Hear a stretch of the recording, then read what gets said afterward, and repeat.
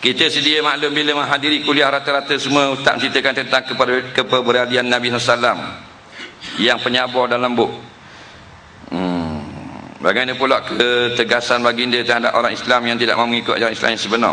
Bagaimana pula dengan ketegasan baginda dengan orang yang bukan Islam? Sebab tu Rasulullah ni dia panggil the very very perfect man, orang yang paling sempurna. Sebab apa? Sebab dia dilantik oleh Rasulullah. Sebab tu dia perfect. Kita naik ni manusia lantik. CEO manusia lantik, wakil rakyat manusia lantik, senator manusia lantik, Perdana Menteri manusia lantik, ahli parlimen manusia lantik. Sebab tu kadang-kadang molek, kadang-kadang menipu. Tetapi yang Nabi ni, Rasul ni bukan pilihan raya. Allah yang lantik, Allah yang maha bijaksana. Bila dia lantik, perfect, sempurna.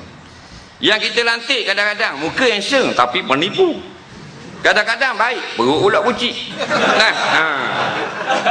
Tak sempurna lah dari segi jasad, dari segi akhlak dan sebagainya. Tapi bila Rasul very perfect, semua sempurna.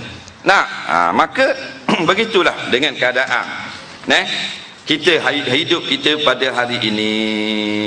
Nabi ni kita kena kenal dia, supaya bila kita kenal, kita cinta.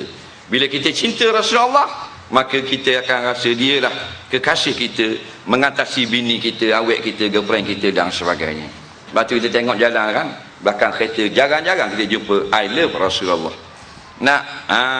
Tulislah I love Rasulullah. Ini letak Adidas. Adidas bayar berapa ke dia? Suruh letak belakang cermin, baik letak I love Rasulullah. Aku cinta Rasulullah. Betul tak? Pasal dia kekasih kita. Bini kita kalau kita mati, dia kahwin ayah agak-agak.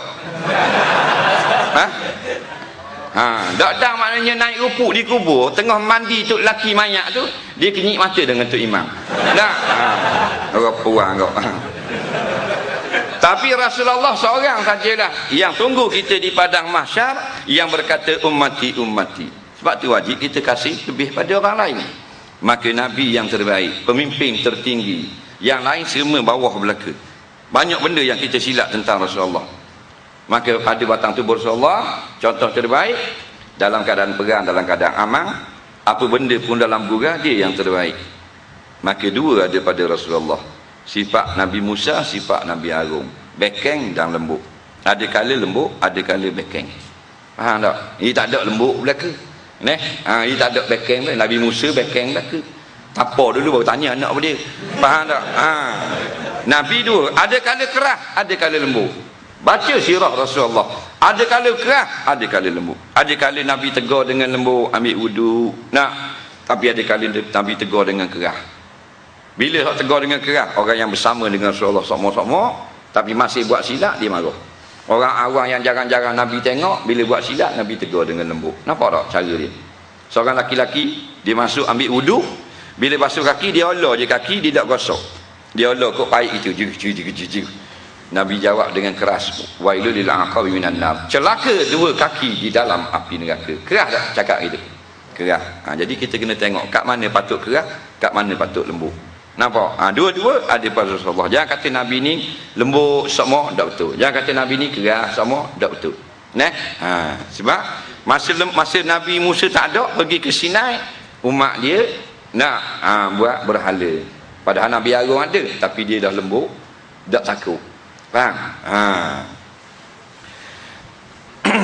Jadi begitulah kita duduk di dalam dunia. Allah buat macam-macam, ada beriman, ada kafir.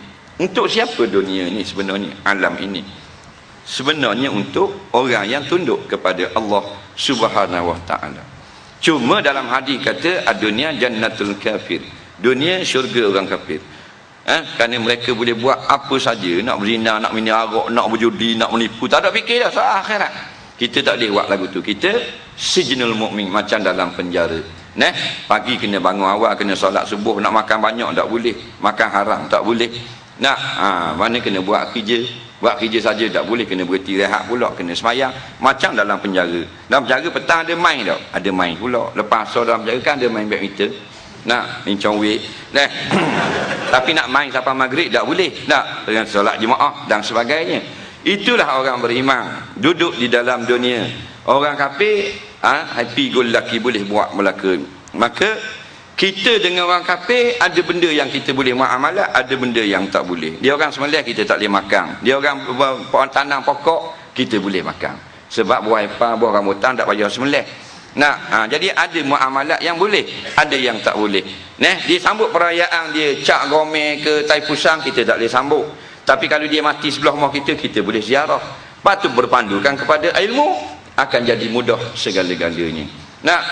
Patut kalau kita tanya kenapa ada boleh, ada tak boleh pula, kita jawab dalam bank pun begitu, ada boleh tak, ada tak boleh. Ada tak? Ada lah. Orang kata dah kenapa tak boleh belaka lah buat, kenapa pula buat peraturan? Dah kami punya bank, ikut suka kami ya. Maka gitu juga dunia ni milik Allah, ikut suka Allah, dia buat peraturan kena ikut. Kalau tak ada peraturan, jadi kau buat duduk dalam hutang. Itulah peraturan. Jadi kita kena akut dengan peraturan, kerana nama kita Muslim. Muslim ni man aslama, mereka yang telah mengaku, menyerah, kalah, surrender dengan peraturan Allah. Untuk ingat supaya kita sentiasa kalah, Allahu Akbar, angkat surrender. Dalam undang-undang Geneva, dalam peperangan, bila angkat tangan gini, tak boleh tembak dah. Sebab ni tanda kalah. Maka Allah ingatkan kita supaya mengaku kalah. Pagi, tengah hari, petang dan malam. Allahu Akbar. Bukan semayang saja. Aku kalah kepadamu ya Allah. Segala peraturanmu aku terima. Tak cakap banyak. Soalan seterusnya.